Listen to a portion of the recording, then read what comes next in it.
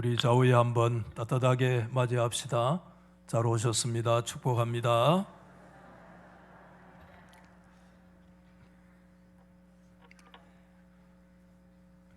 창세기 22장의 말씀은 순례자 아브라함의 걸어가는 길에 정점에 해당되는 말씀이다.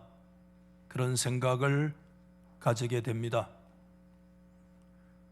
우리가 순례자로 믿음의 길을 간다는 것은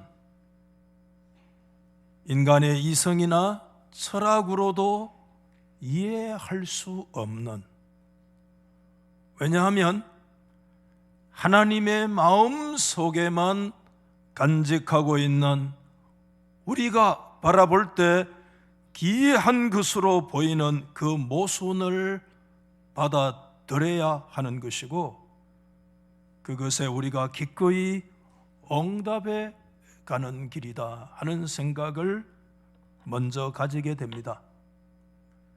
창세기 22장에서 하나님은 아브라함에게 새로운 자신의 모습을 두 가지로 계시를 하고 계시는데, 문제는 그 두 가지 하나님이 계시하시는 모습이 우리가 볼 때는 서로 모순되는 것처럼 보인다는 것입니다. 우선 하나님은 오늘 서두 1절 말씀에 아브라함에게 어떤 모습으로 나타나시느냐 하면 시험하는 자의 모습으로 자신을 드러내고 계시죠.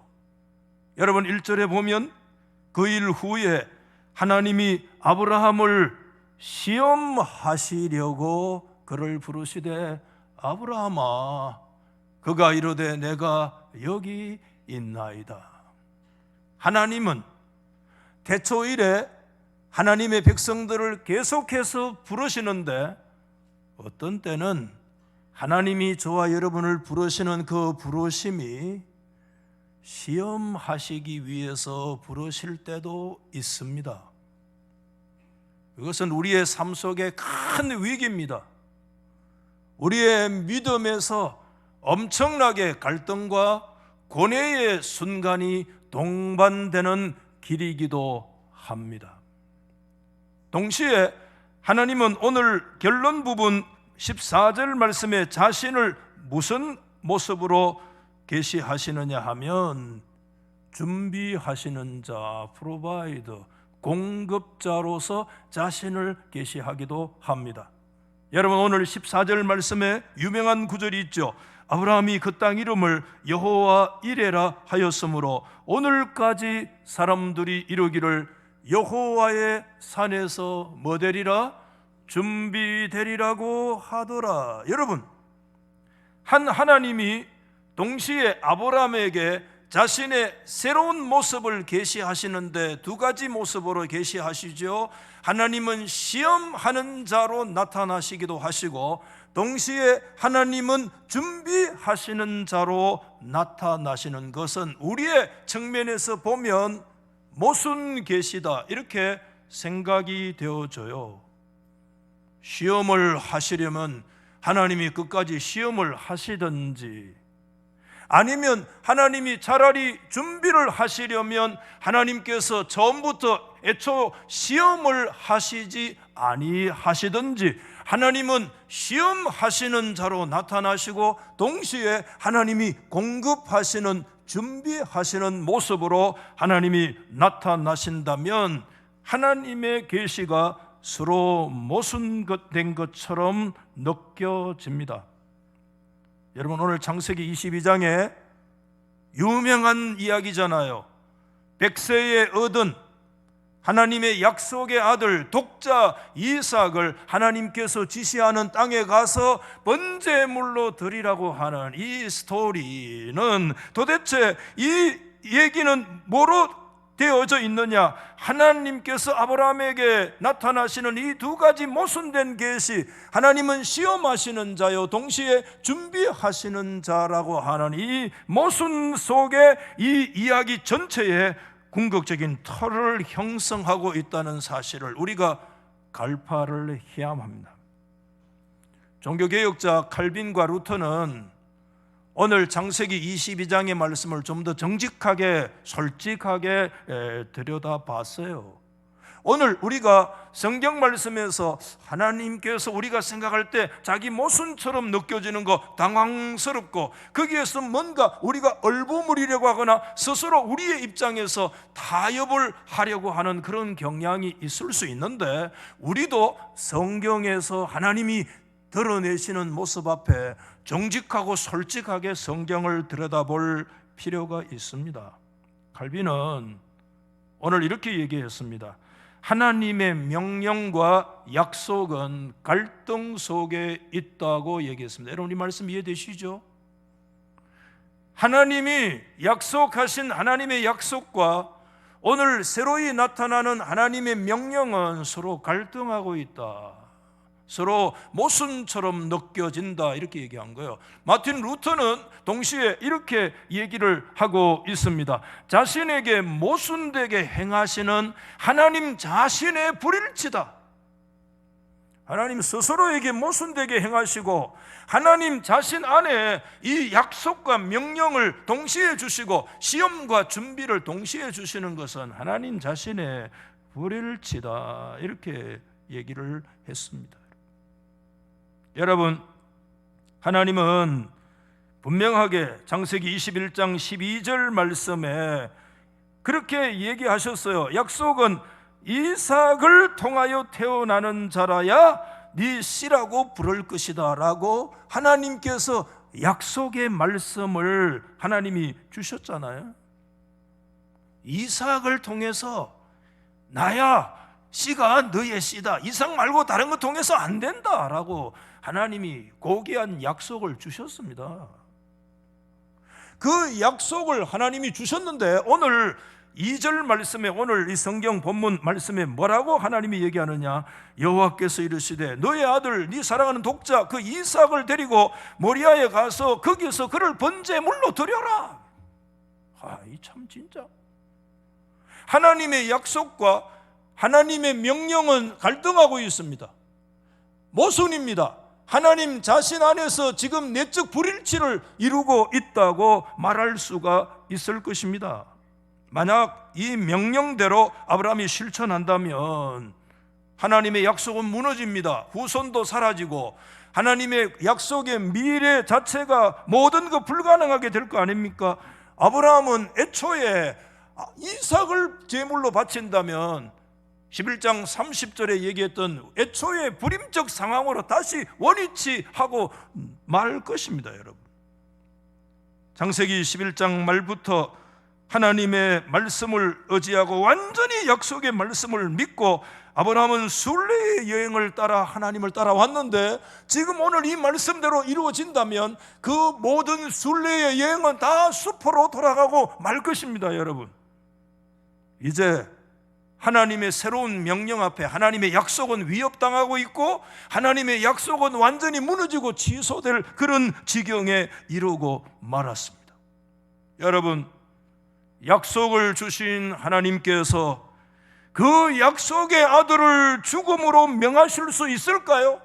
하나님 자신의 이 내적인 불일치, 약속과 명령이 서로 갈등하고 있는 이 상황을 오늘 도대체 우리는 어떻게 받아들이고 어떻게 이해해야만 하는 것입니까?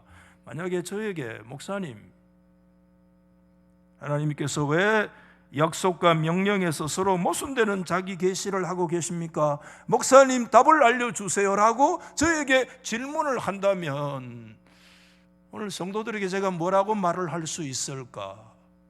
저는 어제 이 부분에서 하나님의 말씀을 연구하고 준비하다가 1시간, 2시간 계속 하나님 앞에 머뭇거리고 제 방에서 사무실로 왔다 갔다 하고 마당에 한 바퀴 돌고 그렇게 저도 갈등했습니다. 그 대답 앞에 내가 어떻게 말씀을 여기에서 한 걸음 더 풀어나갈 수 있을까 고민했습니다. 근데 저는 이렇게 말씀을 드리고 싶습니다. 설명하려고 해서는 안 된다.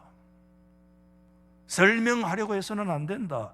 왜 안 됩니까? 목사님 설명하는 게 목사고 그 성경을 풀어가는 것이 우리 성도들인데 왜 설명해서는 안 됩니까? 라고 묻는다면 또 이렇게 말할 수 없습니다. 그것은 설명될 수 없는 것이기 때문이다, 이렇게 말씀을 드릴 수밖에 없습니다.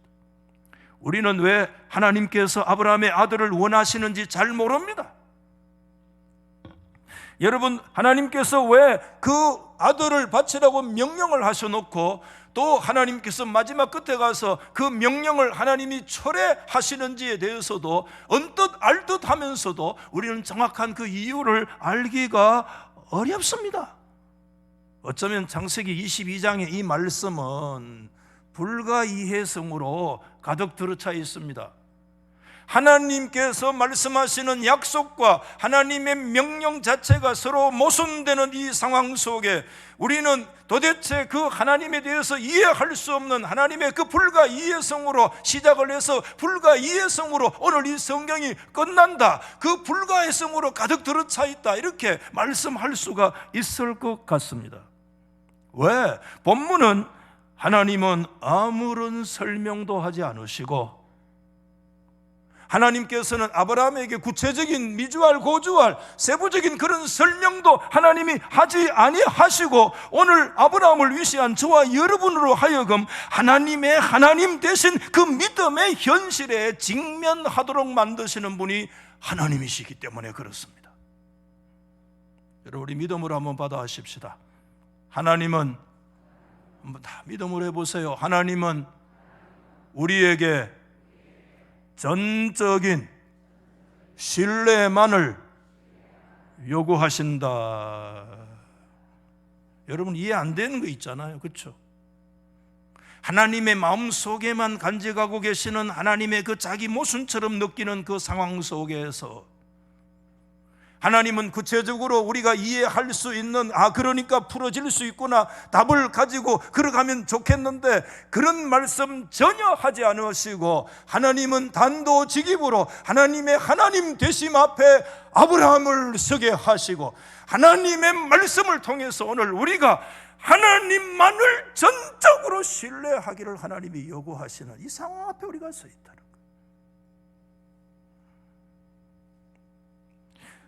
여러분, 출애굽기 20장 1절의 상황과 비슷해요.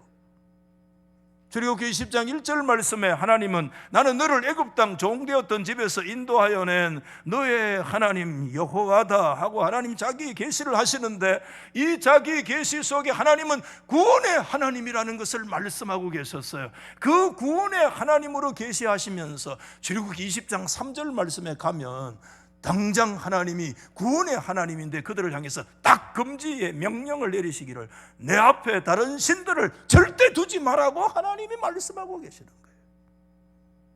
우리 하나님은 우리의 인생을 시험하시는 하나님이심과 동시에 하나님은 우리에게 공급하시고 준비하시는 하나님이시고 하나님은 우리의 구원하신 하나님이심과 동시에 하나님은 우리의 인생을 향해서 명령하시고 금지하실 수 있는 하나님이신 줄 여러분 진실로 믿습니까?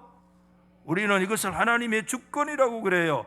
하나님의 자유로운 주권을 가지고 계시고 동시에 하나님은 은혜롭고 신실하신 하나님이심을 믿으시기 바랍니다. 하나님은 주권적인 하나님이시기 때문에 그분의 자유로운 주권 속에서 하나님은 우리 인생을 시험하시기도 하시고 하나님은 동시에 은혜롭고 신실한 분이시기 때문에 그 상황 속에서 우리 인생을 준비하시고 우리 인생을 채우시고 공급해 주시는 하나님이시기도 하세요. 아멘. 아브라함을 하나님이 오늘 이 22장의 상황으로 모리아의 정점으로 부르신 것은 하나님의 자유로우신 주권의 이 시험하심과 하나님의 은혜의 신실하신 그럼에도 우리 인생을 위해서 준비하시고 공급하시는 이 하나님의 서로 우리가 볼 때 모순되는 듯한 이 두 속성을 하나의 하나님 앞에 묶여 있다는 사실을 보게 하시는 것이고 창세기 22장에 오늘 백세에 얻은 약속의 아들을 모리아 산에 갖다 바치라는 것은 막 울면서 모리아 산으로 올라갔다는 그런 말씀을 얘기하고자 하는 것이 아니라 이 아브라함 이 전성의 스토리의 의도는 하나님의 고귀하신 약속과 하나님의 어둠의 명령을 한데 묶는 데 있다는 것을 우리가 깨달을 수 있기를 바랍니다. 우리는 하나님의 마음 속에만 있는 우리가 볼 때 기이한 모순은 우리의 머리와 이성으로 다 이해하지 못한다고 할지라도 아까 말씀드린 루터와 칼빈이 지적한 것처럼 우리의 머리로 다 이해하지 못하는 이 자리, 도대체 상호 우리가 볼 때 모순되는 듯한 이 자리, 하나님의 내적인 불일치가 느껴지는 이 현장이 바로 뭐가 써야 될 현장이냐고 하나님이 아브라함을 부르시느냐 하면 그 자리가 아브라함이 써야 될 믿음의 자리라는 것을 가르치고 있습니다. 어렵습니다. 지금 말씀이. 깨달으시기를 바랍니다. 도대체 하나님의 마음속에만 있는, 우리가 도대체 머리와 이성으로 설명할 수 없는 그 자리에 하나님은 뭘 요구하시느냐? 우리의 믿음이 서야 할 삶의 자리다. 믿음은 그런 면에서 하나님의 귀한 모순에 기꺼이 응답하는 것을 뜻합니다. 믿음은 하나님의 약속에 대해서도 예라고 대답하는 것이고, 믿음은 동시에 하나님이 어두운 명령, 어쩌면 약속과 배치되는 듯한 그 명령 앞에서도 예라고 말할 수 있는 것이 믿음이라는 사실을 가르치고 있는 것입니다. 이해되세요? 하나님이 우리 가운데 선한 약속을 주실 때 우리가 예라고 말하기가 쉬운 줄 압니까? 안 쉽습니다. 하나님께서 이삭을 주시고 이삭의 씨를 통해서만 하나님의 약속의 씨의 역사가 이룰 것이다 라고 하는 데 대해서 우리가 하나님 앞에 아멘, 아멘, 그곳에도 엄청난 믿음을 요구하실 뿐만 아니라 도대체 이해할 수 없는 그 하나님의 약속의 말씀을 무너뜨리는 듯한 어둠의 하나님의 그 명령, 그 독자 이삭을 갖다 바치라고 하는 그 도대체 설명될 수 없는 하나님의 그 중심 속에만 숨겨져 있는 듯한 그 명령 앞에서도 하나님의 백성과 교회는 그때도 예라고 말할 수 있는 것이 믿음이라는 것을 오늘 성경은 가르치고 있습니다.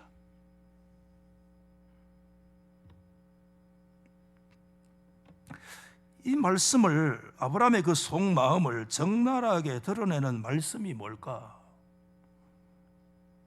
우리가 구약의 동방의 의인이요 하나님 앞에 정직하게 살았던 욥의 그 고난의 역사 속에 나왔던 그 위대한 신앙의 한마디 고백이 서로 일맥으로 서로 통한다는 것을 생각하게 됐어요.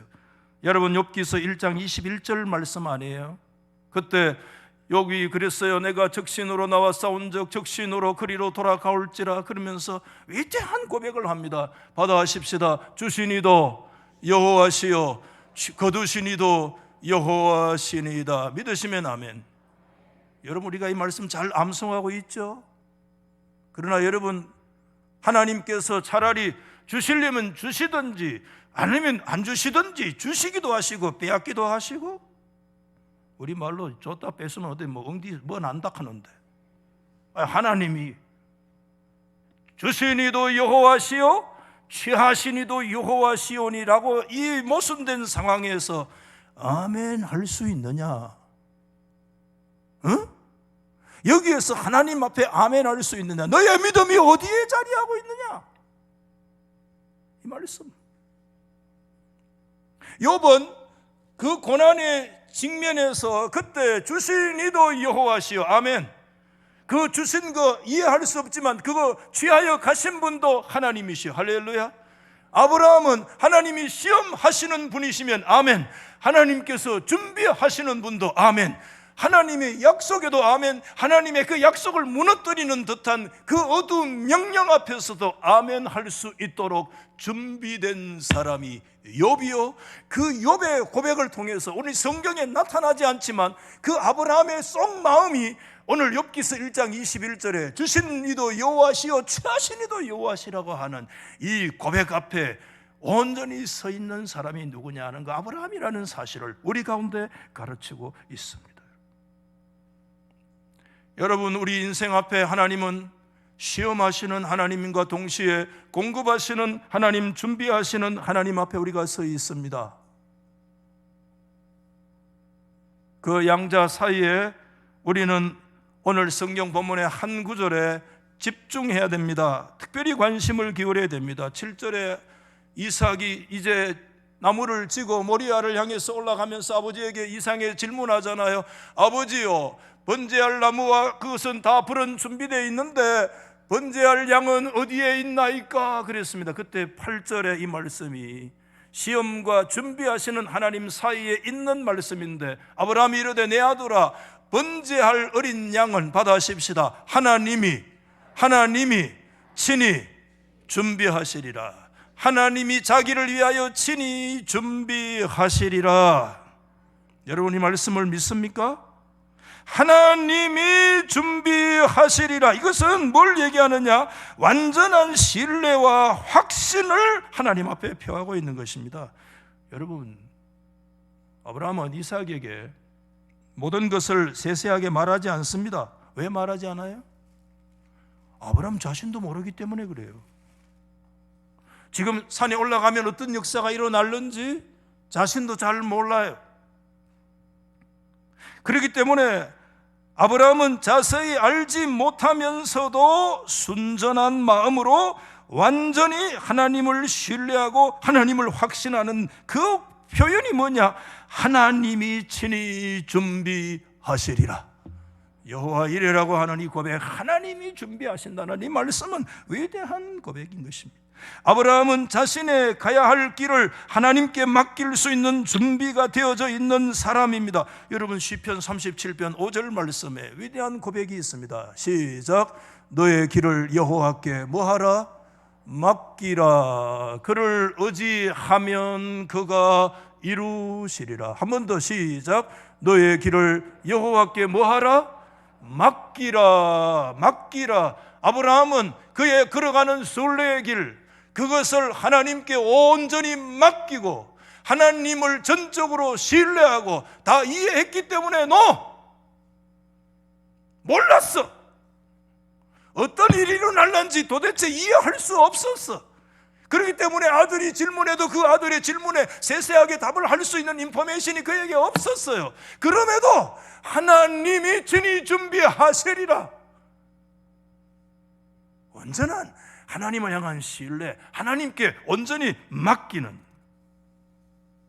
아브라함은 준비하시는 하나님에게 자신의 순례의 길을 이해할 수 없는, 도대체 하나님이 왜 이렇게 하시는지 이해할 수 없는 그 순례의 길, 갈등의 순례의 길 속에서도 유일한 피난처가 뭐냐 하면 하나님이 친히 준비하시리라고 하는데, 그게 우리 인생의 유일한 피난처로 삼았습니다. 하나님은 도대체 헤아릴 수 없는 분입니다. 우리의 생각을 뛰어넘는 분이십니다. 우리의 이성으로 도대체 헤아릴 수 없는, 우리를 초월하고 계시는 헤아릴 수 없는 하나님이시지만, 그럼에도 우리가 의지할 수 있는 순례의 길에 유일하신 분은 그가 친히 준비하시는 하나님만이 우리의 인생에 의지할 분이신 줄 믿으시면 아멘. 오늘 우리에게 이거 요구하는 것이 하나님께서. 여러분, 저는 오늘 여기에서 이런 말씀을 여러분에게 꼭 드리고 싶습니다. 받아하십시다. 지금 아브라함은, 자, 입을 여세요. 지금 아브라함은 자신의 방식에서부터 하나님의 방식으로 방향을 틀고 있다. 여러분, 지금 아들 데리고 지금 짐 지어서 모리아를 향해서 올라갑니다. 여러분, 오늘 이 모리아를 향해서 올라가는 산길은, 이 순례의 길은 물리적으로 아브라함이 이삭과 함께 올라가는 길이기도 하지만 그거 아니에요. 그 이전에 뭘 말씀하고 있는가 하면, 지금까지 자신의 방식을 내려놓고 하나님의 방식으로, 하나님의 방식은 자신의 생각을 뛰어넘고 도대체 그 하나님을 이해할 수 없는 하나님이심에도 불구하고 나의 방식을 내려놓고 살아계신 하나님께 인생을 맡기고 헤아릴 수 없는 하나님이시지만 그 하나님만이 내가 의지할 수 있는 유일한 하나님인 것을 믿고 나의 방식을 내려놓고 하나님의 방식을 향해서 올라가는 길이 아브라함이 걸어가는 모리아의 길인 줄 믿으시면 아멘. 하나님 오늘 우리에게 이 길을 원하고 계세요. 이 길을 원하고 계세요. 아브라함은 구체적으로 설명할 수 없어도 그것에 순종할 수 있는 믿음의 준비가 되어 있었어요. 저는 아브라함의 기도라고 하는, 제가 사용하는 기도는 명시적인 기도뿐만 아니라 좀 믿음의 차원에서 넓은 의미로서 말씀을 드리고 있는데, 그렇다면 아브라함의 믿음과 아브라함의 기도가 자리 잡고 있는 영역은 저는 이 영역이다, 그렇게 생각하면서 여기서 1차 한 가지 정리하는데, 첫 번째 아브라함의 기도는 뭐냐? 하나님 준비하시는 하나님과 동시에 시험하시는 하나님과 준비하시는 하나님을 동시에 믿는, 자신의 방식을 뛰어넘는, 자신이 헤아릴 수 없는, 내가 생각할 때 아니 도대체 하나님 이거 모순되잖아요 라고 하는 상황 속에서 그거를 받아들이고 하나님을 신뢰하는 길을, 그 기도의 길을, 그 믿음의 길을 걸어가고 있다고 저는 믿습니다. 본문에 명시적으로 아브라함이 기도했다는 문구는 없습니다. 그러나 아브라함의 적극적이고 온전한 순종, 전적인 순종은 그의 순례의 길에서 그가 하나님을 온전히 의지했던 믿음과 기도의 결과라고 우리가 확신합니다. 여러분, 아브라함은 시험하시는 하나님과 그럼에도 우리 인생을 향해서 공급하시고 준비하시는 그 하나님 사이에 때로는 내적인 불일치가 일어나고 도대체 이해할 수 없는 그런 고뇌의 현장 속에서 하나님을 온전히 신뢰했다고 하는 이 사실을 우리가 가장 적나라하게 드러내고 있는 것이 있다면 그거 신약 성경에 와서 예수님이 가르쳐 주시는 주기도문의 상황이다라고 저는 생각해요. 주기도문은 우리에게 뭘 말씀하고 있는가 하면, 하나님의 성도와 교회가 시험 당하지 않도록 기도해야 될 뿐만 아니라 동시에 그 시험 속에서도 일용할 양식을 위시한 하나님이 공급하시는 것을 믿고 기도하라는 가르침이 예수님이 가르쳐 주시는 주기도문의 핵심이라고 믿기 때문입니다. 예수님은 그렇게 말씀하셨습니다. 마태복음 6장에서 너는 이렇게 기도하라. 하늘에 계신 우리 아버지여, 그러시면서 우리를 시험에 들게 하지 마시옵고 시험에 들지 않도록 기도해라. 이 말씀은 뭘 얘기합니까? 시험 없다는 말씀을 얘기하는 것이 아니라 인생의 시험은 불가피성, 시험을 피할 수 있는 인생은 없다, 시험 없는 인생은 없다는 겁니다. 그러므로 하나님의 교회는 시험을 위해서 끊임없이 기도해야 합니다. 성도들은 시험을 놓고 계속해서 하나님 앞에 기도해야만 합니다. 베드로 사도는 베드로전서 1장 7절 말씀에 그렇게 고백했어요. 너희 믿음의 확실함은 불로 연단하여도 없어질 금보다 더 귀하다. 이 말씀은 뭡니까? 불로 연단하는 듯한 그런 시험의 역사가 우리 앞에 있다는 겁니다. 불시험이 있다는 겁니다. 미안하지만 우리 인생에 불시험 겪어봤잖아요. 불시험이 있다니까요. 시험 없는 인생은 없다니까요. 아유, 시험 없는 예수 안 믿을란다 할 수 없습니다. 예수 믿어도 시험은 옵니다. 바다가 일렁이지 않는 걸 본 적이 없는 것처럼 인생에 파도와 시험 없는 인생은 없습니다. 불같은 연단의 시험이 있습니다. 그러나 하나님은 그 시험하시지만 그 시험 속에서 영광과 존귀와 역사를 이끌어내시는 하나님이신 줄 믿습니다. 베드로후서 2장 9절 말씀에 그렇게 얘기했습니다. 주께서 경건한 자를 시험에서 건져 주실 줄 아시고, 경건한 신앙생활하면 시험 없습니까? 미안하지만 경건한 신앙의 사람에게도 시험이 있습니다. 그러나 하나님은 그 시험에서 건지시고 심판날까지 하나님의 백성과 교회를 보존하시는 하나님이심을 믿으시기를 주의 이름으로 축복합니다. 시험은 우리에게 계속 옵니다. 세상과 짝가라고 유혹합니다. 세상의 가치관에 타협하라고 유혹합니다. 세상의 가치관에 우리를 굴복시키려고 하는 시험이 계속해서 오고 있습니다. 시험은 하나님의 뜻과 이 세대의 목적들 사이에서 우리를 깊은 갈등의 늪으로 몰아가고 있습니다. 그때 하나님의 뜻을 따를 것인가, 이 세상의 정욕을 따를 것인가, 우리는 그 사이에서 움츠러듭니다. 머뭇합니다. 이거 하면 손해보는데, 이거 하면 어떻게 되는데 멈칫합니다.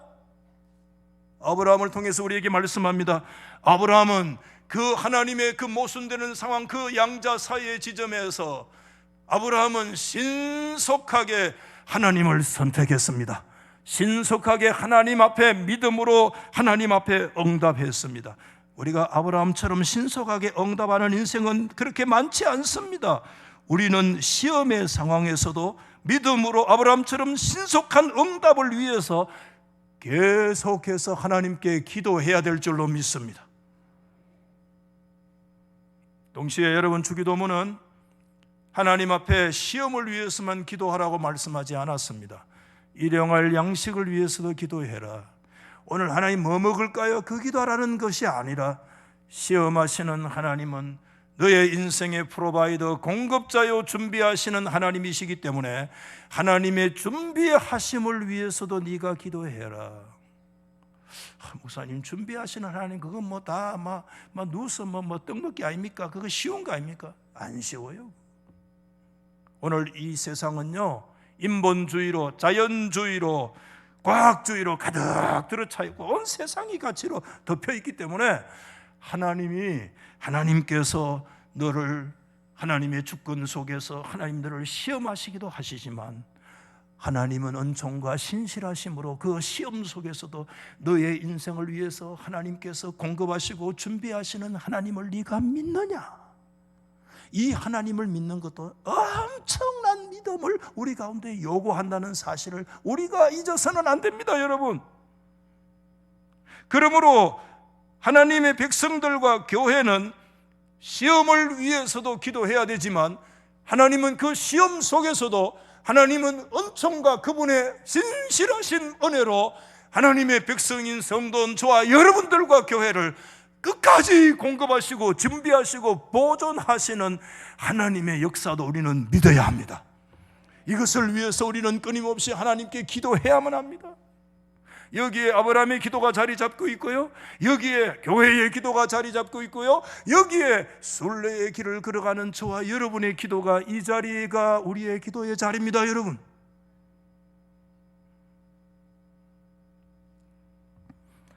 여러분, 우린 본문 창세기 22장은 아브라함의 전성에서 정점입니다. 클라이막스입니다.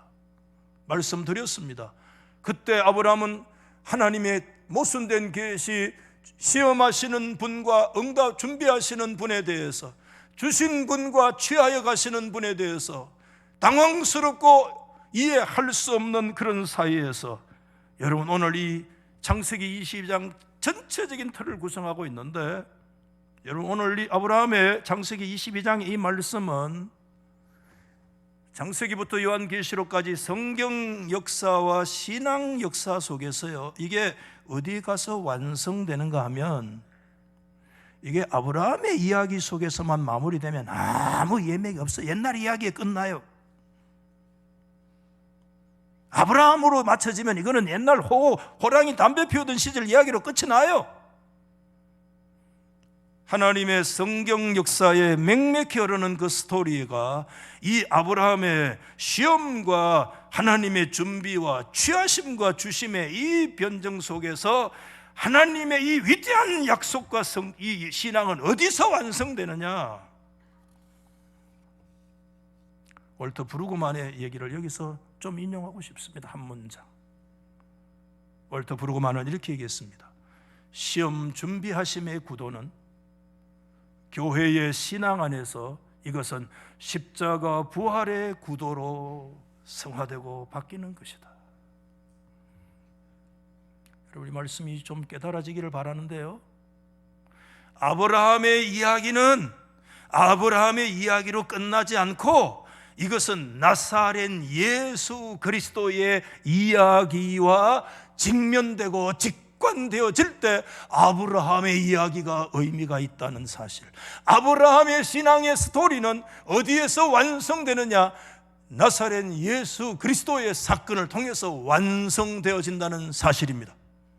아멘. 한 번 더 말씀드립니다.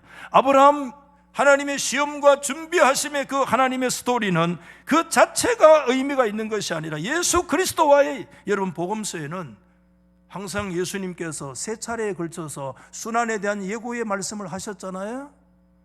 마가복음 같은 경우에 보면 마가 8장 말씀에 처음 시작을 합니다. 인자가 많은 고난을 받고 버림받아 죽임을 당하고 메시아가 죽는 거예요. 그런데 사흘 만에 살아나야 할 것을 그들에게 가르쳐 주셨습니다. 9장에 한 번 더 얘기하셨고 10장에 한 번 더 얘기했습니다. 예수님의 순환 스토리를 예수님은 3차례나 걸쳐서 예고의 말씀을 주셨습니다. 여러분, 십자가와 부활은 서로에게 속해 있기 때문에 분리될 수가 없습니다. 십자가와 부활의 역사는 하나님의 교회에 필요한 모든 것들이 그 안에 다 포함되어 있는데, 예수님의 십자가는 아브라함에게 얘기한다면 아브라함을 시험하시는 하나님이시고, 아브라함의 시험하심은 예수 그리스도의 십자가는 하나님의 시험하시는 모습입니다. 아멘. 예수 그리스도의 하나님 아브라함의 준비하시고 공급하시는 하나님의 역사는 궁극적으로 예수 그리스도 죽음의 권세를 이기시고 부활하시는 그만이, 부활이어야만이 하나님의 진정한 준비요, 하나님의 진정한 공급이요, 하나님의 진정한 대책인 줄 믿습니다. 아멘. 예수님은 겟세마네 동산에서 죽음과 부활의 기로에 서 있었어요. 아브라함이 하나님의 시험과 준비 사이의 기로에 서서 선택의 기로에 하나님을 선택했던 것처럼, 지금 예수 그리스도는 겟세마네 동산에서 하나님 아버지의 뜻과 인간의 뜻을 놓고 그 사이에 예수님은 선택의 기로에 서 계시면서 그 상황 속에서 아브라함과 마찬가지로 예수 그리스도 그분은 오직 약속만을 신뢰하시는 분으로 살아계신 하나님을 선택한 줄 믿으시기를 바랍니다. 오늘 예수님은 죽음의 십자가에 시험 당하셨지만 하나님의 공급하심, 하나님의 준비하심은 죽음의 권세를 이기고 다시 부활하셔서 새로운 새 생명으로 하나님께서 준비하시는 역사로 우리 가운데 나타난 줄로 믿습니다. 여기 아브라함의 두 번째 기도가 자리 잡고 있다고 믿는데, 위대한 그것은 뭐냐? 바로 나갑니다. 아브라함의 기도가 죽음과 부활을 믿는 기도다. 목사님 너무 나간 거 아닙니까? 할 수 없어요. 여러분, 히브리서 11장 19절 말씀에 그가 아브라함이 하나님이 능히 이삭을 죽은 자 가운데서 다시 살리실 줄로 생각한지라, 비유하건대 그를 죽은 자 가운데서 도로 받은 것이라. 아멘. 오늘 여기에 세세하게 제가 다 설명드릴 능력이 부족합니다.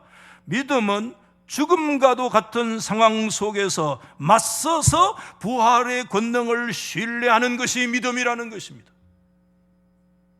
아브라함은 하나님이 죽음의 상황 속에서조차 생명을 가능케 하신다는 사실을 믿고 있었습니다. 이게 아브라함이 서기를 원하시는 믿음의 자리였고, 하나님의 부르심의 그 모순된 상황 속에서도 아브라함은 하나님을 선택하는 믿음의 자리에, 그 자리에 섰습니다. 오늘 우리는 어떤 선택을 하시렵니까, 여러분?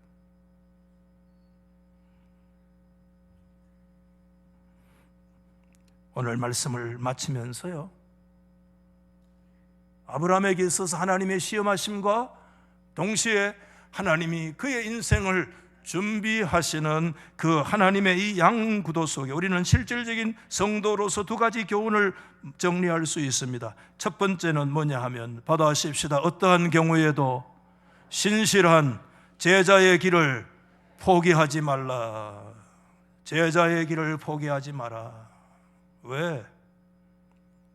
어려운 상황 속에서, 이해할 수 없는 상황 속에서도 제자의 길을 포기하지 마라. 예수님은 마가복음 8장 35절에 말씀했어요. 누구든지 자기 목숨을 구원하려고 하면 잃을 것이요, 누구든지 나와 복음을 위해서 자기 목숨을 잃으면 구원하리라. 잃는데 구원해요, 죽는데 부활해요. 잃어버리는데 하나님의 준비가 있어요. 시험 속에 하나님이 공급하세요. 하나님께서 거두어 가시는데 하나님이 다시 채워주세요. 네가 잃는데, 죽는데, 실패하는데 그것에 하나님의 승리가 있다. 그걸 네가 믿기 때문에 하나님의 시험과 준비를 믿고 있다면 오늘 제자의 길에서 어떠한 순간에도 포기하지 마라. 이 길을 걸어가시기를 주의 이름으로 축복합니다. 마지막 두 번째, 어떠한 상황 속에서도 하나님의 신실하심을 믿어라. 하나님의 신실하심을 믿어라. 아브라함의 스토리는 아브라함의 신실함에 있는 게 아니에요. 하나님의 신실함 이야기인 줄 믿습니다.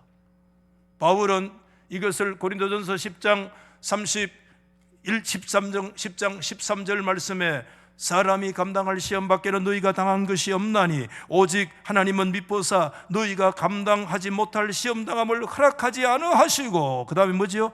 시험 당할 점에 또한 피할 길을 프로바이더 내사 너희로 능히 감당하게 하시느니라. 하나님은 시험하시기도 하시지만 그 시험 때 도대체 피할 길을 내셔서 그 피할 길을 공급하시고 그곳에 주시고 준비하시고, 사망과 죽음의 권세 속에 우리는 좌절하고 낙심하고 도대체 모든 것이 끝났다고 생각하는 그 상황 속에 죽음의 길을 열어 상상할 수 없는 생명으로 준비하시는, 도대체 이삭을 드리면 도대체 어떻게 될 것인가 상상할 수 없는데 아무 준비 없는 그곳에 하나님은 순양을 대신하여 그 길을 열어가게 하시는 살아계신 하나님을 신뢰할 수 있기를 예수 이름으로 축복합니다. 그 순양은 아브라함이 가져온 것도 아니요 어떤 사람이 우연히 가져온 것도 아니고 우연히 그게 그때 수풀에 걸려있는 거 아니라 하나님이 공급하신 것인 줄 믿습니다. 하나님이 준비하신 것인 줄 믿습니다. 여호와 이레입니다. 여러분, 우리 하나님은 신실하신 분이십니다. 다 이해 못합니다. 하나님의 그 자기 모습처럼 느껴지는 상황 속에.